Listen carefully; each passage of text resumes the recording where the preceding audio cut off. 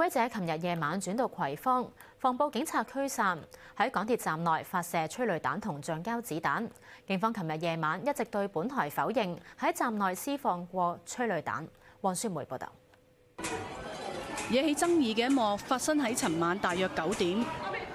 葵涌警署外嘅防暴警員沿葵富路驅散示威者，施放催淚彈，轉入葵仁路繼續發放，一路推進到新都會廣場對面嘅港鐵站出口。9點06分，防暴警察向站內發射咗一槍，冒出一陣白煙。示威者向警察呢邊射水，相隔唔夠半分鐘，警察再向站內開槍，現場煙霧瀰漫，示威者退上月台，防暴警察持盾牌守住出入口。當時月台上有市民搭車，好混亂咯，好混亂咯，揦口攻鼻啦，嗰啲味好重啊！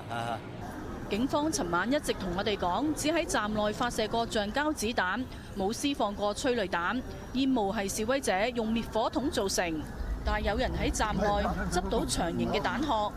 有傳媒近鏡影到係寫明唔可以喺室內發射嘅催淚彈殼。我哋再向警方查詢，對方承認橡膠子彈同催淚彈都用過，又指尋晚回覆我哋嘅時候未放催淚彈。翻查記錄，我哋係尋晚大約9點半左右查詢，即係警方喺站內發射之後大約20分鐘。有線電視記者黃雪梅報道。